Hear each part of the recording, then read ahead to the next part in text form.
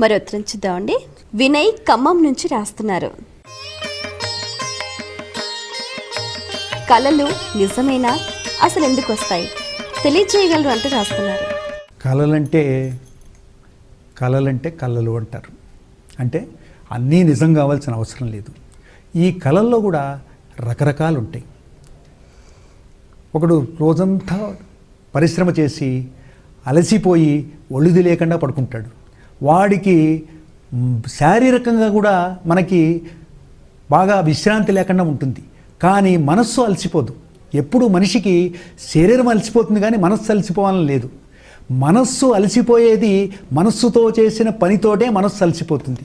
అందుకని దీనికి శాస్త్రకారుడు ఏం చెప్పాడంటే రకరకాలైన స్వప్నాలు వస్తాయి. కళ అంటే స్వప్నమే. కాబట్టి ఏంటి, ఒక విధంగా రాత్రి పడుకోగానే ఎక్కడో ఏదో దృశ్యం చూసినట్టు ఉంటుంది. ఎవరో పోయినట్టు వస్తుంది, ఏదో కాలు చేయి విరిగిపోయినట్టు వస్తుంది. ఇవన్నీ ఏంటి, మామూలు యాదృచ్ఛికంగా మనకి జీవితంలో అలసిపోయి పడుకున్న వాడికి జరిగే ప్రక్రియలు. ఈ కళ స్వప్నం. కాకపోతే ఎవరికైతే ఈ తెల్లవారుజామున అంటే బ్రహ్మముహూర్తంలో, దాదాపు బ్రహ్మముహూర్తానికి కొంచెం ముందుగా మనం లేచే ముందు సుస్వప్నాలు ఉంటాయి. దుస్వప్నాలు ఎట్టాగో సుస్వప్నాలు కూడా అట్లా ఉంటాయి.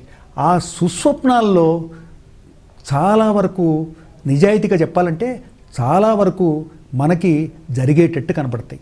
అది అందరికీ రావు సుమా. ఈ కళలు అనేవి కొంతమందికి ఈ శుభ స్వప్నాలు సుస్వప్నాలు జరిగే చక్కగా వాళ్ళ కళలో ఏ విధంగా దృశ్యం కనబడుతుందో ఆ దృశ్యం మనకి రంగస్థలం మీద చూసిన దృశ్యమే లాగా చక్కగా జీవితంలో కూడా అది ప్రతిబింబిస్తూ ఉంటుంది.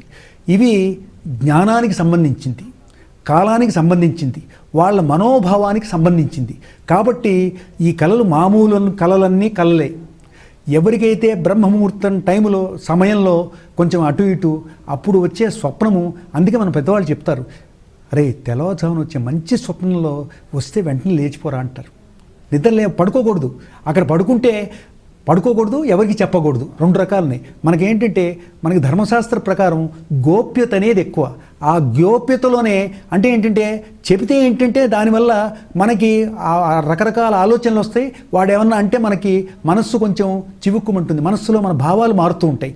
అందుకని ఈ బ్రహ్మముహూర్తంలో వచ్చే స్వప్నాలకి మనము దాదాపు ఇవి కూడా 100% నిజమని నేను చెప్పలేను. కాకపోతే చాలా వరకు జరుగుతాయని ప్రయోగాత్మకంగా మన పూర్వులు చెప్పుకోగానే విన్నాను. ఇది మన జీవితంలో కూడా అక్కడక్కడ అందరికీ కూడా తెలుస్తూ ఉంటుంది. కాబట్టి మామూలు వచ్చే కళలకు మనం పెద్ద ప్రామాణికత తెలియదు.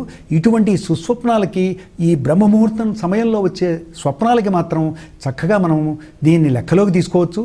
ఒకవేళ దాంట్లో ఏమైనా సూచనలు ఉన్నా కూడా మనం దాని అనుగుణంగా భగవత్ ఆరాధన కానీ మంచి శుభకార్యం కానీ ఒక జపతపాదులు చేయమంటే దాంట్లో సూచన వస్తే భగవత్ ప్రేరితంగా మనం ఆ విధంగా మనం అనుసరించవచ్చు. దానివల్ల మనకి ఉపయోగం ఉంటుంది, దానివల్ల ప్రమాదమే ఉండదు. మంచి ఇదే కాబట్టి మంచి పనులు జరగడానికి మనకి ఉత్తమమైన కాలదర్శినికి ఇది ఒక